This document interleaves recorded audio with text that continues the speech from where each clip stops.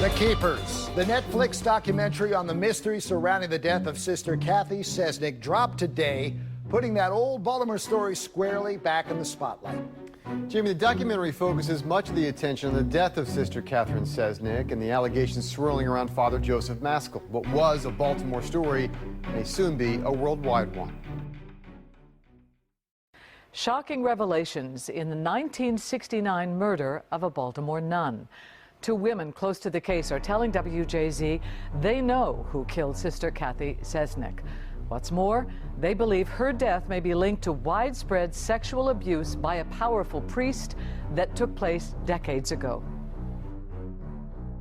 Hello and welcome to Real Crime Profile. This is your host, Jim Clemente, former New York City prosecutor and retired FBI profiler, and currently writer and producer on CBS's Criminal Minds, Season 13. And with me today is... From London, Laura Richards, former New Scotland Yard criminal behavioural analyst, advocate, analyst, author, and director and founder of Paladin National Stalking Advocacy Service. And I am Lisa Zambetti. I am the casting director for Criminal Minds, where Jim Clemente is my colleague.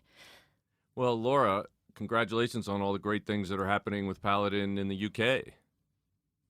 Thank you so much, Jim C. It's certainly been a whirlwind since I've been back. And not only were we in the media with one of our cases, Helen Pearson, who was stalked for 5 years and suffered 125 behaviours and reported them to police, and then she was almost killed.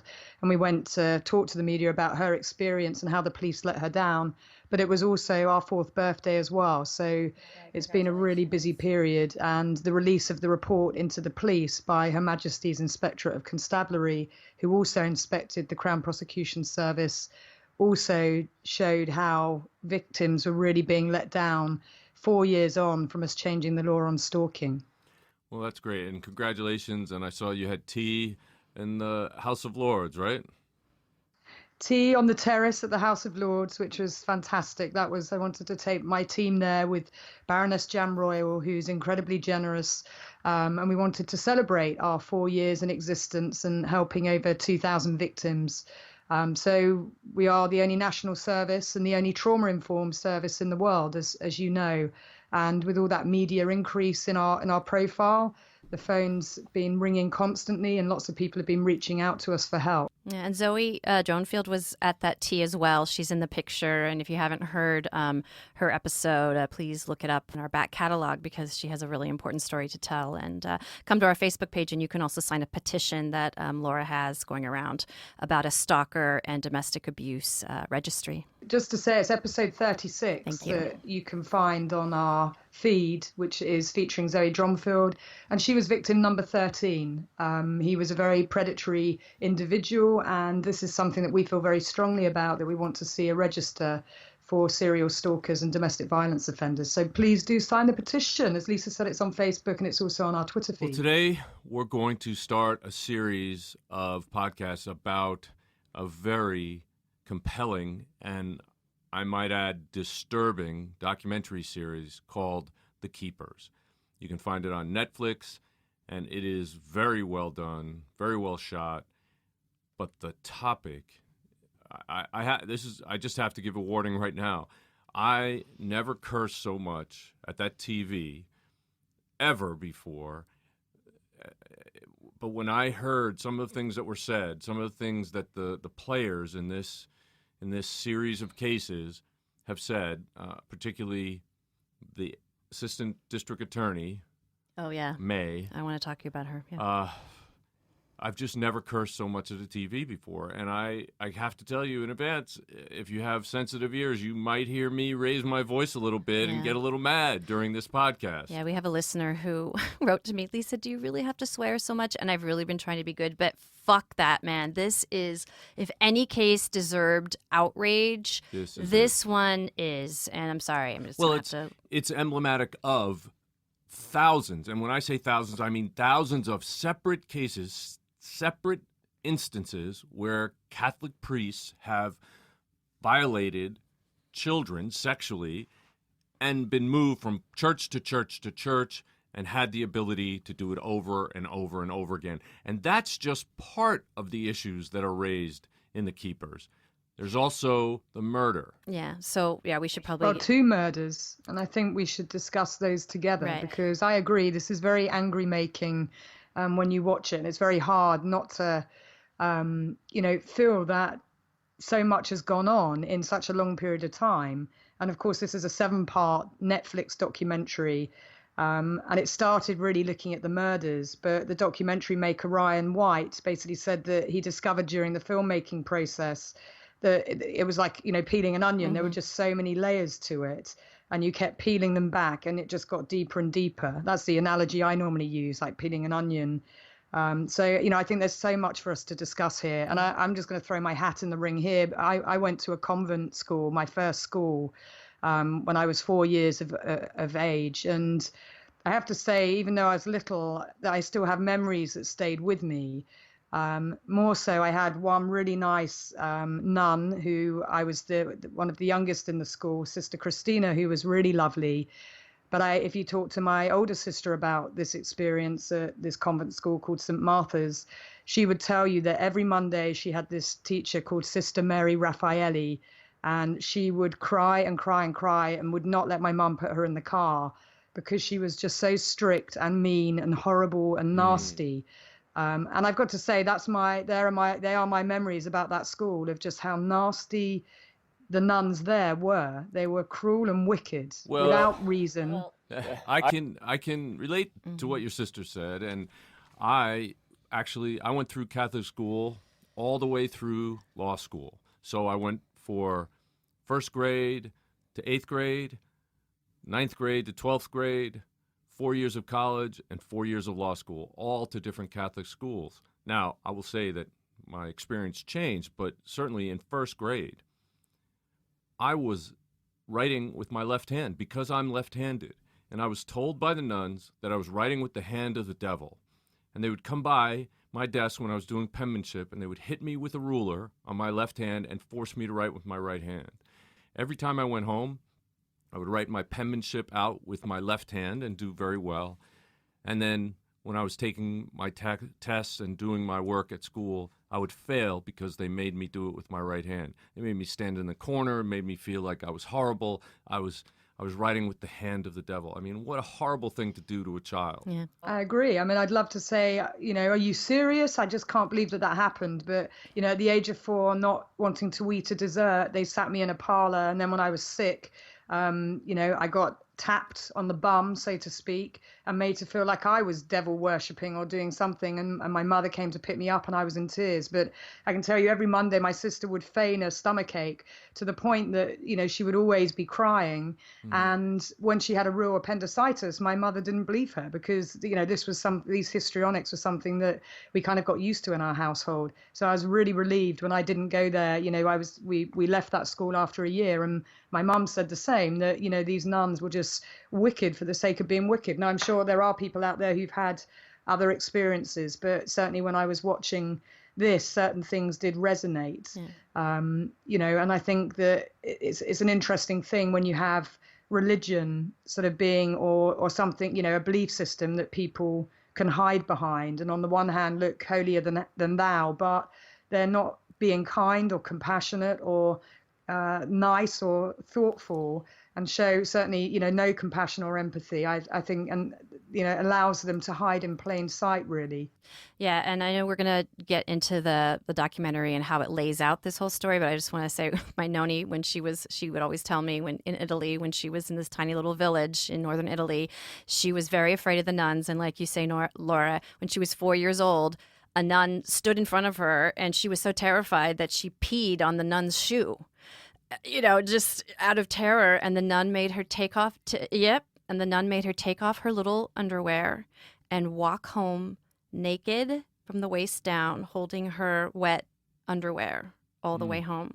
So, I mean, it's just so sad to think at that young age. Now, we're going to talk all about the Catholic Church and everything, but when the story of the Keepers unfolds, what we're talking about is kind of, we don't get to that for a while. Yeah, definitely. Yeah. But the point is that this is a situation in which the church, and particularly when they ran schools, had a tremendous impact on the students' lives. And we have all shared experiences from our lives and from our families just now.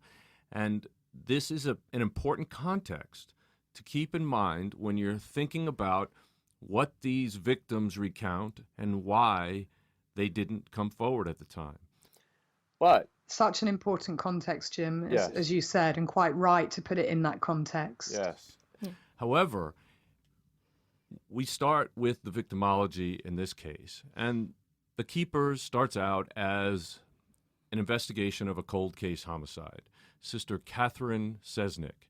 She was born in 1942, and she died in 1969.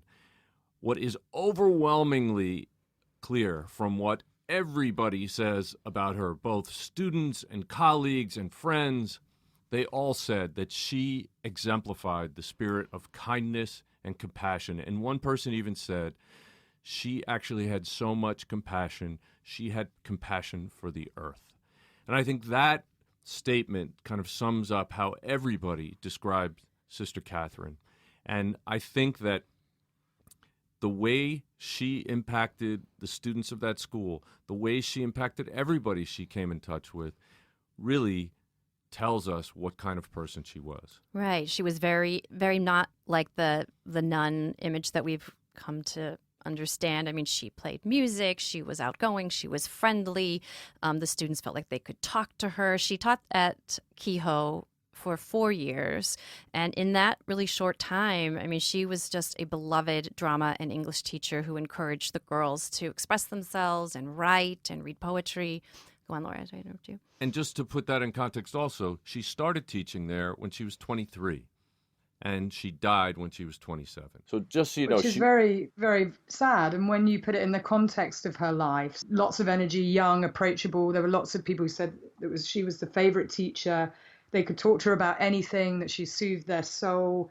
And she was a standout beauty. I mean, you can see beauty on the inside and on the outside, and that she was a bubbly personality. And some people compared her to Julie Andrews, from The Sound of Music, because she was such a beauty and bubbly personality. So this is in stark contrast when she just suddenly disappears and she vanishes. And at one point, they even play her voice. I don't know if you remember that, reading a poem. And her voice is just this light, lovely, articulated. She sounded like a child to me. Yeah? She sounded so young. She sounded yes. like Snow White or something. I think she was very young. I mean, I definitely would have been interested to hear from her family, actually, in the first episode, talking about her. And I think that's the thing for me that's missing right up front, that I would have liked to have heard from them describing their daughter and their loved one, and hearing just a bit about her sort of decision making about why she decided to become a nun, because that's a big decision for her to take at such a young age. Well, I think that is a fair point that you bring up, Laura, that this filmmaker definitely lays out this story in a very precise way. And we'll get into later actually who he met first when he started doing this documentary, because it may surprise you.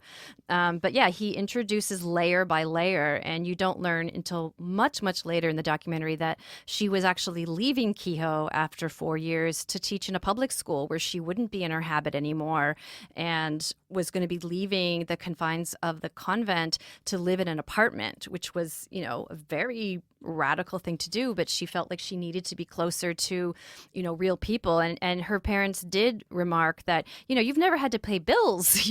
How are you going to make it in this world out there from the regimen of the convent? But Right. that's something that she did. Yeah, she did. She was involved in this program, and she was teaching in a public school out of the habit. Which, as you said, was kind of revolutionary. But there may have been other darker reasons why she left. And I think we'll explore that as we get on in this documentary series. I quite like the opening part where you're not really sure what you're going to hear or find out. But I like this character, Tom Nugent, who takes you into his loft space, and you start to, get a sense of all these articles that he's written, and just sort of the disorganized element of, spending time head deep into researching something, writing the article, and then he collects all of his articles, puts them upstairs, and so he's taking us through everything in the loft, which I thought was a great opener. He's almost like the Greek chorus in the beginning. He has some great lines. You know, he's this scraggly browed, beaten up guy, and it's all about who killed Sister Cathy, what lies beneath.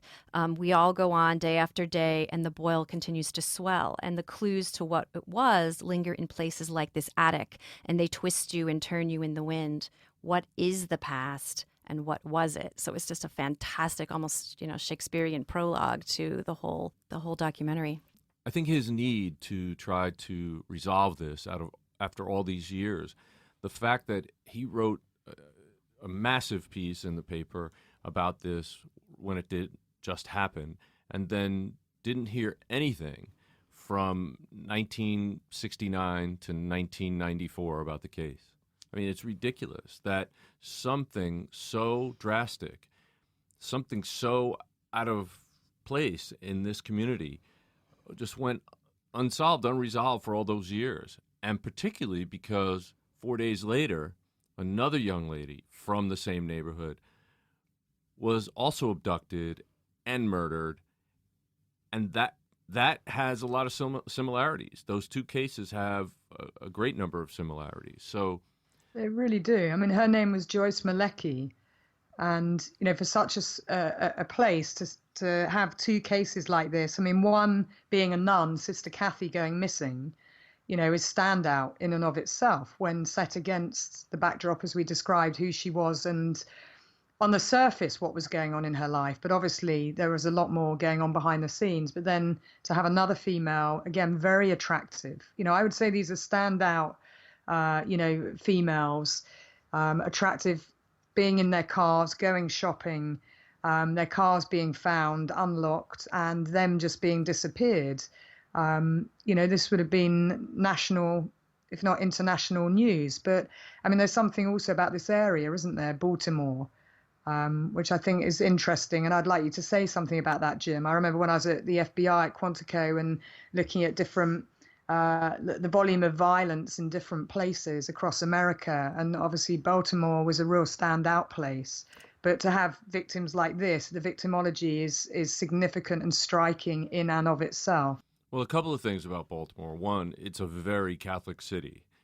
It does have a archbishop there, and the Catholic religion is very ingrained in that city.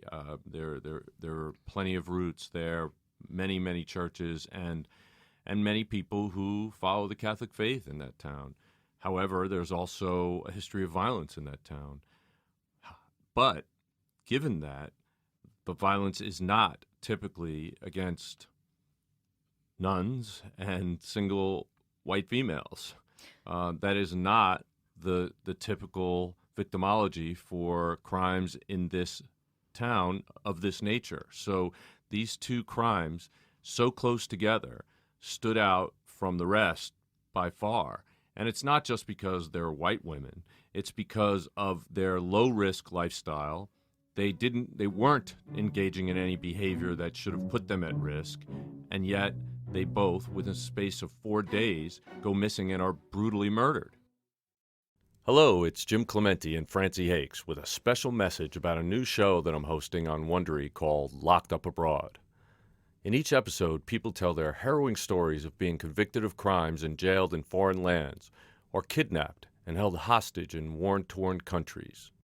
These are definitely worst-case scenarios. They're truly frightening situations. Yes, no best cases here.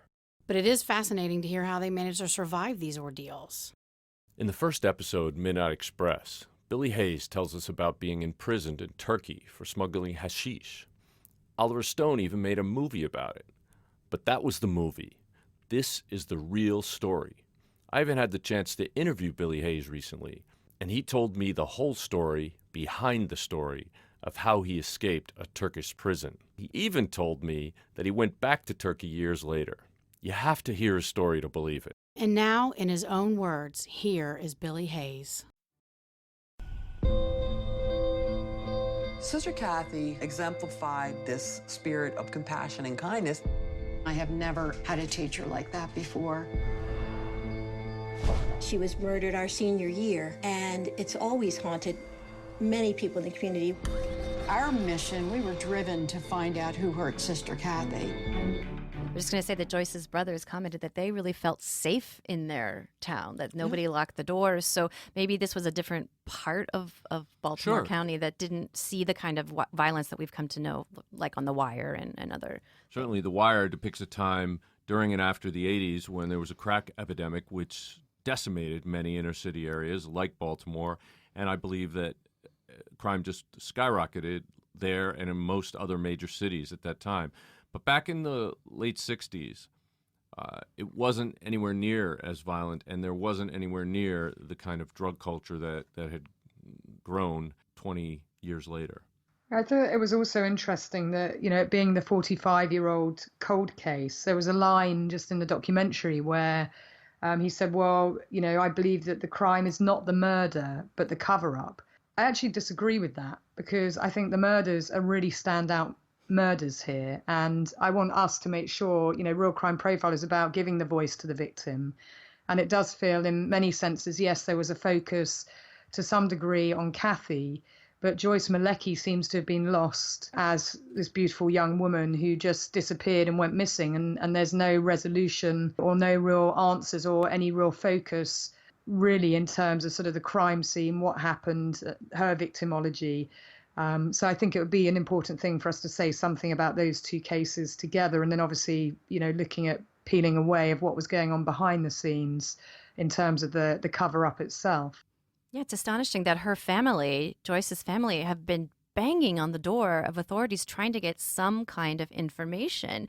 And they just are met with silence. I mean, that was shocking to me, Jim. And they don't have nice things to say about the FBI. I don't know if you can address why it would take so long for them to get any information at all. Well, I think typically the FBI, when they're doing an investigation, they don't give out information. Certainly the victims' families deserve to have some information if there is information that can be shared. But you have to understand, I mean, in many investigations, the place where it starts is the family. And I don't know if they made assumptions about the family early on. I don't know if there were things going on, but it doesn't appear to be an issue at all with the family. And I believe that as a cold case, what probably happened was they came to the FBI to ask them information, and there was no active investigation going on. And to sort of avoid embarrassment about that, they just said, it's an active investigation, we can't tell you anything, and turned them away. It's just a horrible thing to treat families in that way. There should be a family liaison who can at least share whatever information is public, and certainly give them the consolation of knowing that the FBI is working for them and wants to actually resolve the case. I think certainly what stayed with me was her brother describing having to identify her. And this is the stuff that in, movies and the like, Hollywood, with murder becoming entertainment, this is the reality of what confronts not just law enforcement or people who find, the hunters who found her, but obviously the families when they have to identify their loved one. And him just saying that that's the final image that will stay with him forever. And of course, it will be burned onto his retina. And he describes that very vividly, and that she was found face down. And of course, she'd been in a stream, and her hands had been tied behind her back, which I thought was interesting, Jim. Her throat had been cut, and her face was dirty, had hair sticks in it. And her brother said how haunted he was. But the throat being cut, to me, tends to be a silencing someone forever. And as we know, it's up close and personal. And her being found in a remote and isolated area. Yeah, down Do you a want to dirt say road. something about that? Yes, that is also a similarity in the body disposition location for Sister Cathy, because her body was found sort of in a rural area, down a dirt road, in a dump site kind of area. And unfortunately, her body was also found in a small stream called the Little Patuxent River. I think that the fact that there was so much violence, the throat slashing, the arms tied behind the back, the fact that she was brutalized, tells me that this person had a lot of rage. And if we can talk a little bit about Sister Cathy's body when it was recovered, because her body was recovered 2 months after she went missing. The fact that it was the winter time meant that it was fairly well preserved. And I know that they talked about the fact that she was recovered at the scene laying on her back, that her clothes were stripped down to her waist. She wasn't shot or stabbed, and her body had not deteriorated. There's a big issue. The detective who was the first on the scene, actually he was Lieutenant James Scannell, and he said that there was no maggots or anything like that because of the time of year. Later, that will become an issue. Yeah. And we'll talk about it when we get to that, and it's a very important issue. And then our own Dr. Werner Spitz will weigh in on that very same issue and clarify things. But I think where she was found is a significant place. I mean, she was found 2 months later, but Joyce Malecki was found the day afterwards in the remote woods. But Sister Cathy being found on a rubbish site, a dump site, you know, the notion of putting out the trash, putting out the rubbish struck me as significant there as well. Right. Well, she suffered blunt force trauma to one side of her head, along with a blow that left a round hole in the back of her skull. So there's a lot of violence also in this case. And so if we were to consider these cases together to determine whether or not they were committed by the same offender, I would look at the fact that there was a lot of violence in both cases, that obviously there was disrespect in how they were just tossed aside, discarded, that perhaps, for example, if Sister Cathy was killed by someone she knows, and I'll get into a little bit about that and the car and so forth, about why I believe that was the case. But if Sister Cathy was killed by someone she knows, and then that same person felt emboldened by the fact that he had gotten away with this, basically, and he actually liked it, he may have then taken an opportunity to abduct and kill Joyce just 4 days later, because that case indicates that he didn't know her, that he had to basically control her with ligatures, binding her arms, and that he took her to a place and she was found very quickly only because there were hunters out that day. Had there not been hunters out that day, it may have been months as well when she was found. So I think that those are similarities, and I think there is a behavioral sort of escalation between those two cases, but there are a lot of similarities. What do you think, Laura? Well, to me, the similarities are striking if we think about geography. Just on that alone, I don't know the rate of how many other women were, across a time period, let's say 5 years, were found in similar circumstances, stranger-related potential crimes like this, as in not the domestic violence cases of domestic homicide. But I think, Sister Cathy, obviously, it's like peeling an onion. There's lots of things that were going on in the background there as to why she just suddenly disappears, having gone shopping of an evening. And then we obviously, as you know, Jim, the sequence of events is really important to know what was happening, the day before, the next day. She just goes shopping. Some of her friends knew that she was going shopping for an engagement present, and it looks like she never returned to her apartment. But the car is definitely an interesting point of where the car was found. So I think that is a striking aspect here. And obviously Joyce's car was found too. But I did wonder, if we take it on the victimology, in terms of what they look like and, on the face of it, how they present, that they were lone females going to shopping centres, that they were both in their cars, that there was extreme, violence. I don't mean overkill, but I mean actually other things could have been done differently, slitting someone's or slashing someone's throat or cutting their throat. And the blunt force trauma to Sister Cathy's head, I think there were 2 strikes. And the way the bodies were found, the geography of it. But I did wonder about Joyce Malecki, whether there was any timeline for her. Was she in the same shopping area as where Cathy was? Was she seen at a similar time? Did she perhaps see something which made her then become a target. So these were some of the hypotheses I was sort of working through.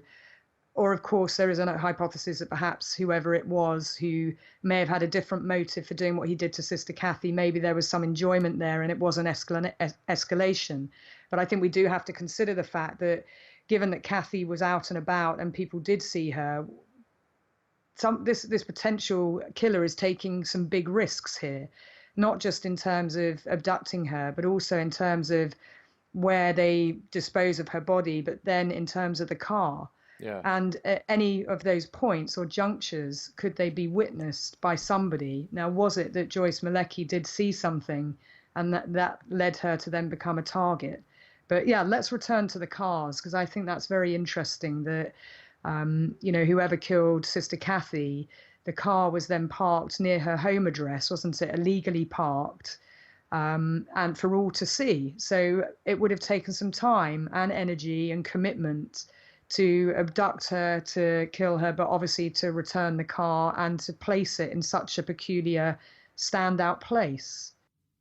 Well, I think it's very clear from that one piece of evidence that the killer originated from that apartment complex. In other words, that the killer met Sister Cathy at that apartment complex, left his car there, got into her vehicle, drove her out to the isolated area where her body was then found, killed her either in the car or outside in that area, and then returned the car to the parking lot, or the street right around the corner from her apartment in a hurry, left the keys in the ignition, the door open.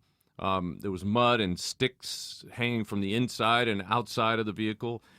Clearly, it had been driven into a rural area, a secluded, muddy area, but must have gone back there with the car in order to retrieve his own vehicle.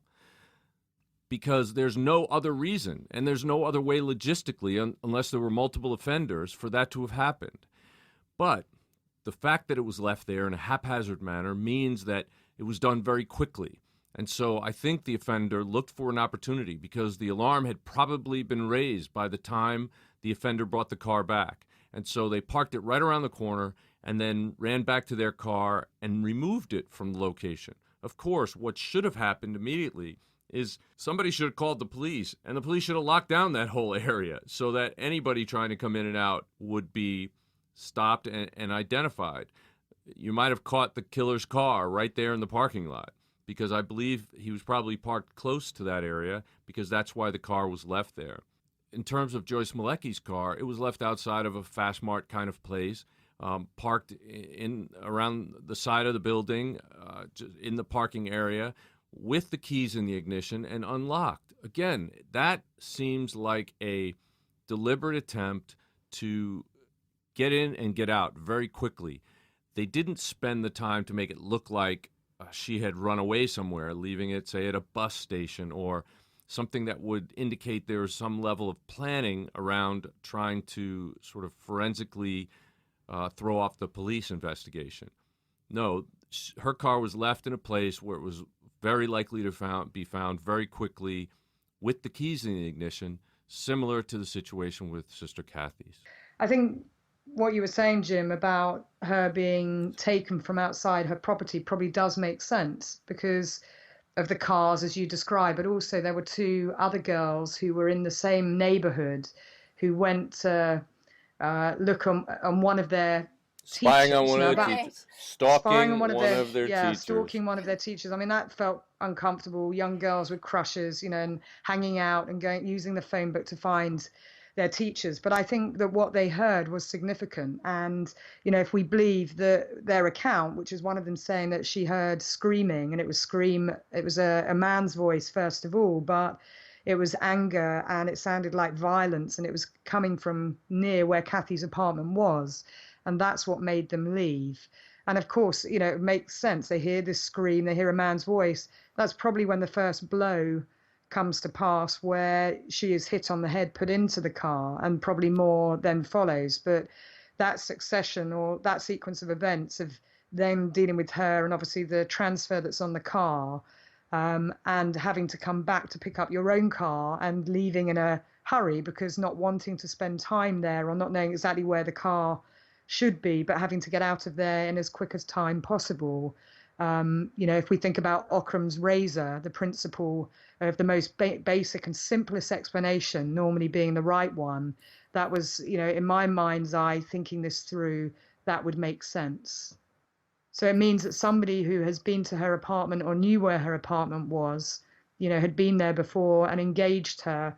So her shopping trip probably was completed and she was met at the point where she's either gone back into the apartment or they knock on the door and she's abducted from there. The director of The Keepers, Ryan White, has an aunt who attended Keogh at the same time as many of the women featured in the series. They were willing as retired grandmothers to sit down with me, knowing that their grandkids might see this and say, this happened to me, and I'm doing this because I know this happened to her, and I know this happened to her, and no one's ever believed us. But if we're all willing to take this step and talk about this horrific past, people will believe us. I was just wondering why we don't know if she or Joyce were sexually assaulted. I don't remember hearing anything about that in the autopsy or anything in the documentary. They may have just avoided the topic when the lieutenant described her upper body as being exposed. That is an indicator to me that there was sexual intent behind this. So I would not think that it didn't happen. I would think that it did happen. Plus, the binding of Joyce may also be an indication that they wanted control over her for that purpose as well. But I just don't think that. I mean, we didn't actually see the autopsy reports. I think that they would have had that information in it, and we'll just have to wait to see if we can get those reports before we can make a conclusion about it. But I do believe that at least with Sister Cathy's body, there is an indication, unfortunately, that there was sexual assault. The question I had for you, because they found her 2 months later in the snow and seemed to be well preserved, but do you still think she was killed right after she was abducted, or is there a way that she was killed later? There's no way that she wasn't killed that night. Her car was returned within hours of her going missing. She was definitely dead. There's no way that she was saved for a while. There's no indications at all that she was in captivity or that anything happened other than that she was disposed of almost immediately. That would be the highest likelihood behaviorally. Don't you agree, Laura?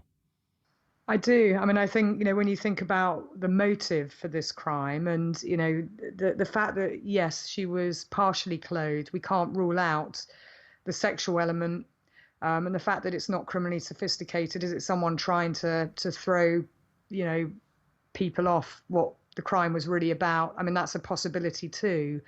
But I think, this much more speaks to motive. And if that were her screaming, and if it's a man's voice and an explosion of anger, and the motive is to silence her, then getting her in the car, and there were 2 significant blunt force trauma blows to her head, so that would make sense. And whoever this was would want to dispose of her as quickly as possible, coming back in the car, that transfer, and then distancing themselves from what happened would be their primary concern at this point. It is interesting what was going on for her, a few days beforehand.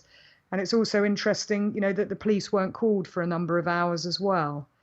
But I think, we have to consider the motive as the primary thing here to understand what this is all about. But offenders do take the opportunity at times. And there's no reason, if you do have someone who is a sexual predator or engaged in that type of behavior, that they do not take the opportunity to defile and violate, her and or Joyce as well, if we believe them to be linked. Yeah, I think that if you look at the timeline, and basically I'll go through it really quickly here. Basically at 3 p.m., Sister Cathy returned to her apartment for the day. At 7, she left to go buy a gift at a shopping center. She went there. She bought dinner rolls at that shopping center as well, and then most likely drove back home, but never got actually into her apartment. At 8:30 p.m., there was a witness that said that she saw Sister Cathy sitting in her car. It looked like she was waiting. And then shortly after that is when the two girls said that they heard loud voices in the direction of her apartment or parking lot. At a certain point, probably somewhere around 10:30, Sister Russell, who was Sister Cathy's roommate and also teaching in a public school out of habit,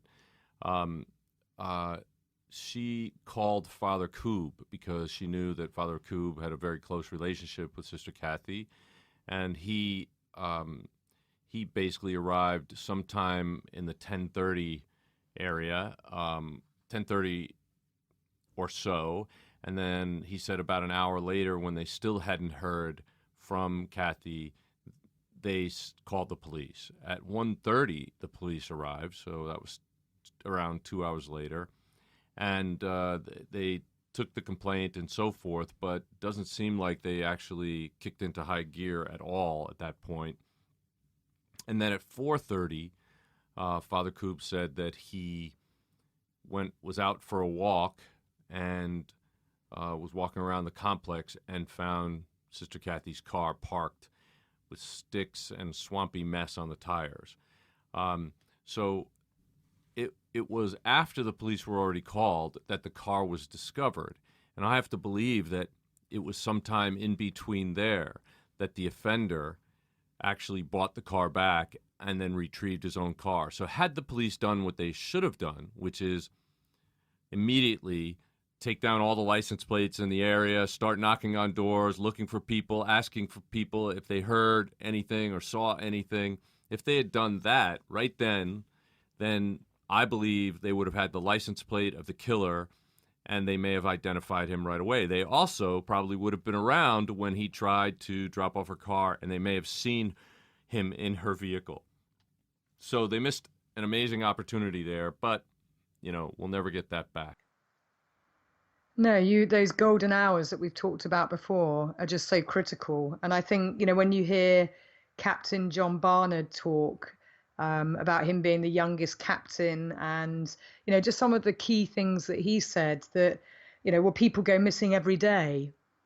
Well, not like this. They don't. And so there are cases and cases. Yeah. And he then, just says, well, we had 200 murders a year, sex offenses and so many things going on. But these are standout cases, aren't they, Jim? And I was pretty angry when I was listening to him just really just say, excuse after excuse and saying, well, I had to trust my team to get the work done. I'm sorry, that's utter BS.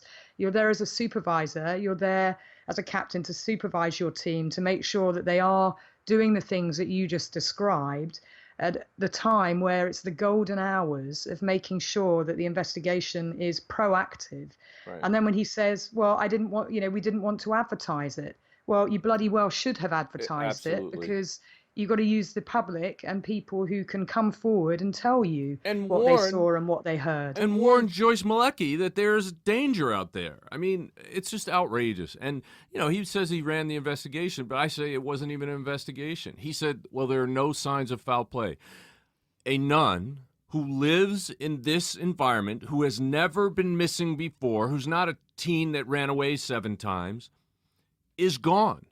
That is a sign of foul play. Who did they interview?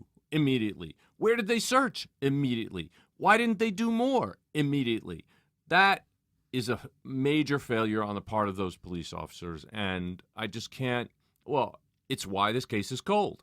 Otherwise, this case would have been solved. If they had done, when they got on the site at 1:30 a.m., if they had done what they should have done, which is lock down that area, do a comprehensive search of that area, and do a neighborhood canvass asking everybody what they saw, what they heard, bothering people, yes, but also alerting people that there is a potential dead person, somebody who was abducted, whose body is going to be found 2 months later.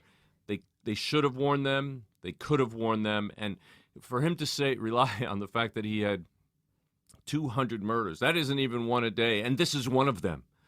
Yet he didn't give it any, real credibility. Well, isn't her car a sign of foul play? All of it is screaming out, but he just turns around and just blows all of this off so casually and nonchalantly. And yet a young woman was abducted and killed, and he then very clearly articulates there was no proactive investigation. Right, and you see that a lot in this documentary series, a lot. And it is the major contention that I have with what they did and what they didn't do. The entire justice system failed these women, failed all the victims in this case, and it just really pisses me off. Well, as Jim was just saying, it seems like law enforcement definitely failed these women. But there are two women who did not fail them, and those are Cathy Cesnik's former students, Gemma Hoskins and Abby Schaub. And I got to tell you, when I saw these women, my heart just leaped. I mean, there was something about them that they just seem so incredible, so tough, so doggedly determined, and so different.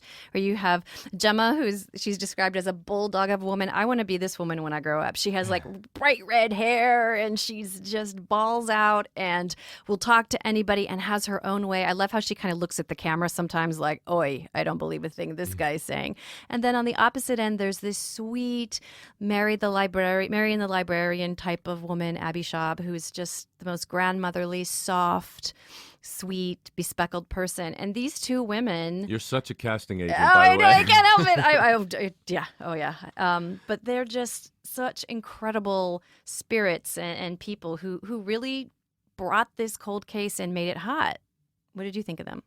I thought they were amazing. I thought they were the kind of women and the kind of friends, more importantly, that don't want to let their friend Sister Cathy down. They were so touched by her. They were so enamored of her kindness and her compassion that they didn't want to let her just suffer out there without finding justice. They're definitely a great team. I mean, their dogged determination, but just also, Gemma, loving being the out and about person. As you said, Lisa, will talk to anybody, will chase things down, incredibly tenacious. And then Abby wants to be in the background doing all the kind of, Garcia type role from Criminal Minds of pulling everything together, creating systems, researching. And, that's the perfect team. You don't want two people who want to do exactly the same thing, So as a female duo, incredible. And just their compassion and their kindness and the way that they interacted with the other women, obviously, was something that unique that you see. Is they're real advocates, and they wanted the truth, the search for justice. They were 100% invested because they wanted their teacher to have justice finally and to get this resolved. And I have no doubt, this is an incredibly difficult journey that they've been on. And just to say, I know we're going to get to it, but it's in deep contrast to the character that's called Deep Throat that comes up later, who was a detective who wanted total anonymity, and these are women who are gutsy and ballsy and taking on not just, a murder case, but the whole system effectively. Right. And, the Gemma and Abby start this website or Facebook page, Justice for Cathy and for Joyce, because they figure, well, while we're researching this case, we may as well try to solve Joyce's murder too, because nobody else was helping that family, and they really got let down. There's somebody at the very end that comes into the story who could absolutely blow the whole case wide open and tell us exactly what happened.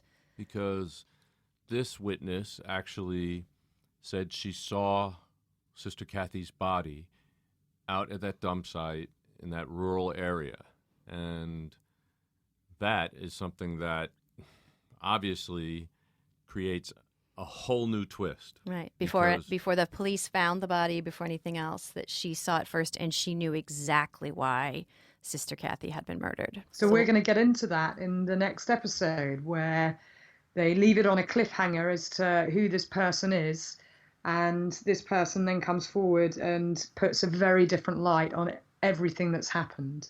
Thank you for listening to Real Crime Profile. And we will be continuing this series of podcasts covering the Netflix documentary, The Keepers. If you like our podcast, there are a few things that you can do. You can take 2 minutes and go to Apple Podcast and leave us a 5-star review. You can also check out all Real Crime Profile offers and promotion and our sponsors in our show notes. Another thing you can do is go over to Facebook and like our Facebook page. And one last thing is please tell all your friends, family and colleagues about us and spread the Real Crime Profile word. Thank you so much for listening to us. We really appreciate you. Real Crime Profile is produced and edited by Paul Francis Sullivan. Sound engineered by Terrell Parham. Music composed by Simba Tsumba. Logo art by Jim Clemente. Real Crime Profile is produced by XG Productions and distributed by Wondery. For advice and support if you're experiencing stalking in the UK, you can contact Paladin National Stalking Advocacy Service on 0203 866 4107, or you can go on the website www.paladinservice.co.uk. If you're experiencing domestic violence, call the National Domestic Violence Helpline, free phone 0800 2000 247. In the US, if you're experiencing domestic abuse and need advice, safety, shelter or counselling, call Genesis, the 24-hour hotline, 214-946-4357, or go on their website www.genesisshelter.org or the Domestic Violence Hotline on 800-799-7233.